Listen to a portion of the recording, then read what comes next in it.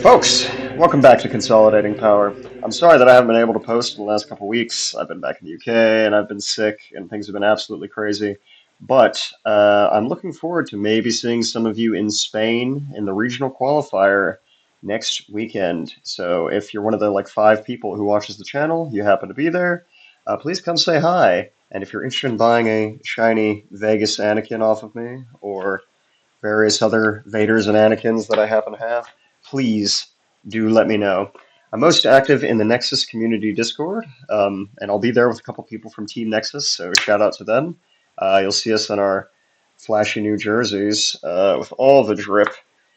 But I know today I said I was going to do a sort of leader tier list of what was going to be playable in Eternal, but I figured 2 things. The first is we might as well wait for the rest of Set Six's leaders to be shown because I'm not going to do it halfway through the season, the spoiler season, that is.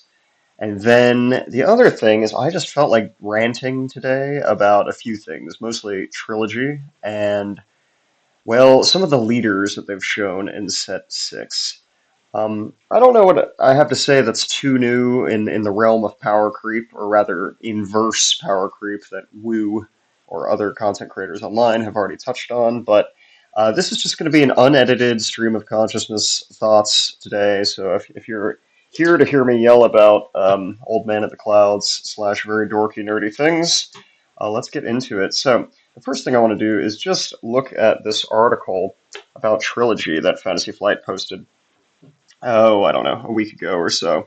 It talks a little bit about the format. Now, I had a quick glance through of it before I recorded this, but the main thing I want to say is that they've decided to put the ban list on Trilogy, right? Now, I heard that they're going to have like 2 separate trilogies, one of Eternal ban list and one of Premier ban list, and this is this has already made me like lose all interest in the format because the only reason I was really going to play it was so that I could play Triple Dark Raid. I mean, I'm just being honest.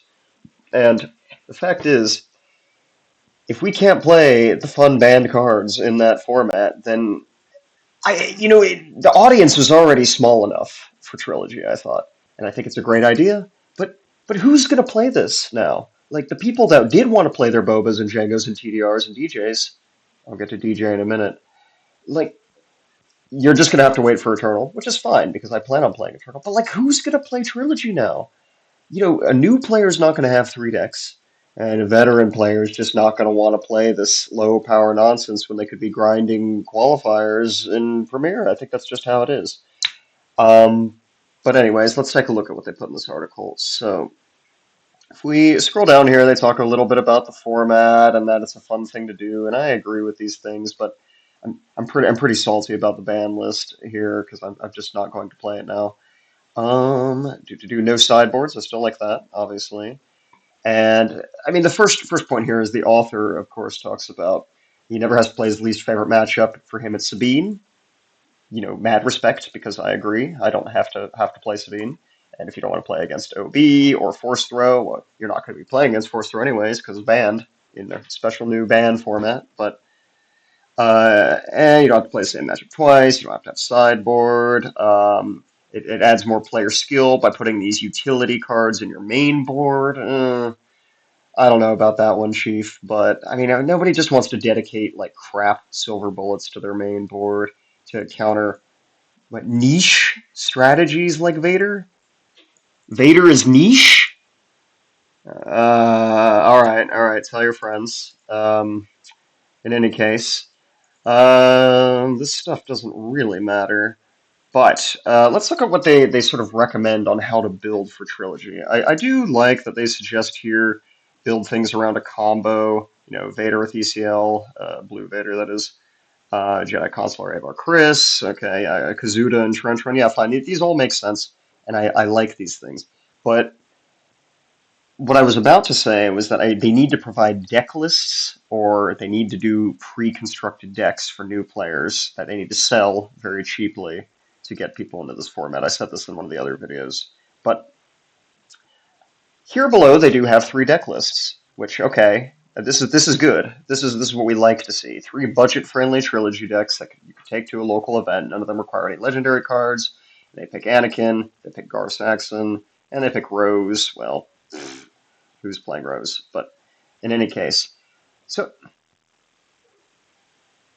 this is Force Throw. They've put Force Throw, their banned card, in their suggested beginner-friendly list. Excuse me. Well, go fix this article, FFG. Because now some new player's going to walk up to the Trilogy event and get disqualified from it. I mean, what are we doing? Anyways, I like this idea, though. So if they had sort of printed these prepackaged, like Magic does, for example, for their sort of, like weekly game night decks. I can't remember what they used to be called, but they had like challenger decks, I think they were. That could be a nice way to get the format off the ground. But honestly, I just don't see who's going to play this at all. I mean, it's not only fracturing the player base, especially if we do a specific Eternal ban list trilogy and then Premier ban list trilogy. We're already going to have the player base split almost in half when we drop Eternal, and I'm going to be one of the people probably on Eternal in any case. But let's just move on. So the next thing I want to talk about. Okay, actually, hold up. So let's give Fantasy Flight some credit because Set 6, I've been so hyped for. It was going to be the Andor set. It's going to be the official set with, politics and prequels and Andor and all the things I like. And it should just be a slam dunk. Should have been a slam dunk. And then we're getting all of these super weak cards. Just weak leader after weak card, one after the other. Oh, I can't wait to play after a rotation. Play all of these really weak vanilla decks that don't do anything. Like when you look at like that new Callus card and you're really playing 7 for that, paying 7 that is. There's quite a few cards like this. I'm just like, oh my god, what meta are you imagining playing these boring vanilla cards in? Like we should have inverted how the game was progressing in terms of Spark of Rebellion was obviously an amazing set, best set. 70% of the best cards are in that set. And great, for the first set of the game, having that maintained value, having that maintained power, I think is good. But why didn't we stay at least at the power level of set 2? But we've just gone straight down. However, Fantasy Flight showed off some Knights of the Old Republic 2 cards this week, and I mean, I think these Sith Lords just go so hard. I know Nihilus here isn't the best, but I think Scion's going to have a place in some of these blue-black mid-range ECL kind of decks, and Darth Treya has put me back on the Chancellor wagon. I wasn't going to bring Chancellor to Spain.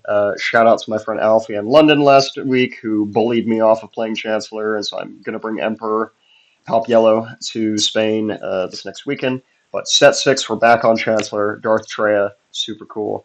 But this is what I mean, is that these cards at least sort of spark conversation.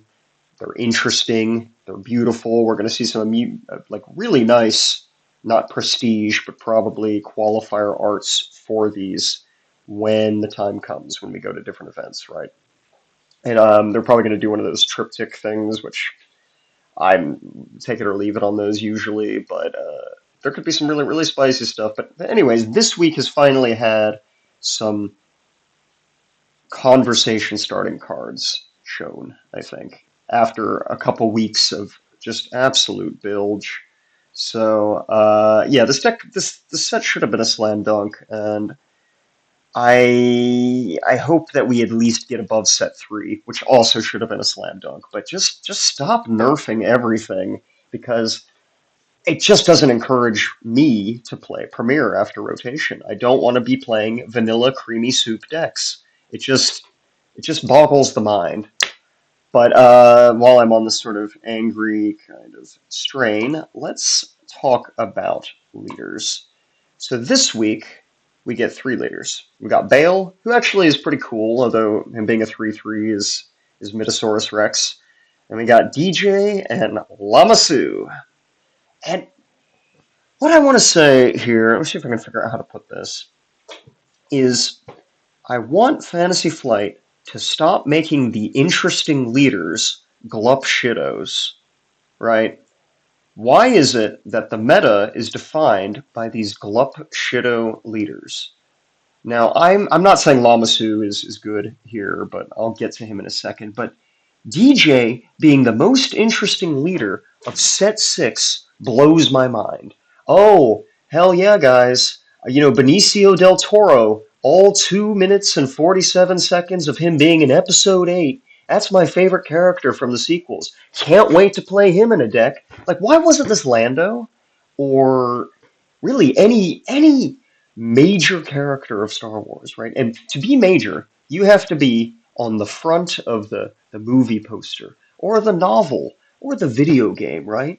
And these are the characters that people remember and know, and that should be the meta good leaders. But we haven't had a meta Leia, for example. I mean, this Leia is complete trash, like completely unplayable, I think. You can take that to the bank, honestly. And we haven't had a good Leia. We haven't had a good Grievous. Oh my God, we haven't had a good Grievous. I mean, I'm not even some huge Grievous stan, but you're telling me that the only General Grievous leader, who's one of the most iconic characters from the prequels, is a unplayable 6-drop 4/8 that gives a droid sentinel, and his only unit card is a 4/4 vanilla? It's just insane to me. Like, why wasn't Kylo Grievous or even Lama Su here? Like, Lama Su does something with upgrades, right? They could have made this General Grievous, but oh no, hell yeah! Attack of the Clones, my favorite Star Wars film, which to be fair it is. You can roast me in the comments, but yeah, Lama Su, Prime Minister Kamino. It really gets me hyped to play him when his subtitle is "We modified their genetics." They didn't even go with like the lines that go hard for his subtitle, like "Oh, magnificent, aren't they?" Right? No, we've got Lama Su. We modified their genetics that does some upgrade nonsense. That I guess you combo this with Nala Se and Twin Suns, and then put clones and upgrades on it. Like what are they smoking? It just doesn't make sense. And copium, they're just saving the really good General Grievous for set 37, right, guys? It's gonna be busted. And I really want them to stop making the interesting leaders or the leaders that have more interesting abilities, you know, be Glup Shittos like Lamasu, DJ, who have that nobody knows. Nobody knows who they are, right? Um, I'm a huge Star Wars fan. I like Glup Shittos as much as the next person, but the Glup Shitto leaders should not be the most interesting. They should be really wacky, or do some sort of combo, or be the vanilla draft leaders. So we get to draft them, and they'll be amusing for draft. But Premiere, we want to see Luke, Vader, Han, Lando, Padme, Leia, Dedra and Luthen. The fact that their leaders are just mid, it makes me so unhappy. Because these are going to be some of the most popular Star Wars characters from here on, given that Andor's won Emmys now, that Andor is some of the best Star Wars content that's come out of this. I mean, I love Mon Mothma. I'm gonna build a silly Mon Mothma Chancellor Palpatine unit deck, but she's just what's her name? Hera, right? It's the same leader. I mean, give us a green white leader. Okay, actually, Bale's done it. I was gonna say, give us a green white leader that doesn't do something with a specific tribe, right? Bale's done it, and Bale's interesting, and he deserves the respect. Jimmy Smits, let's go. But yeah, I don't know, Fantasy Flight. Don't make all the interesting leaders Glup Shittos. I think with that, that is all I have to really rant about today. But I will do this sort of leader tier list for Eternal coming up probably after Spain. But let me know if there's anything else you want to see. Let me know if you completely disagree with my takes and that you think Slymore is going to be completely meta-defining. Yeah, we're not editing this, so bear with me. If you'd like this sort of stream of consciousness rant style, also let me know in the comments or shoot me a message in the Nexus Team Discord. I'm Empires. I have the Doctor Evil as my icon. And I look forward to seeing you all in Spain and Munich a couple weeks later. So take care.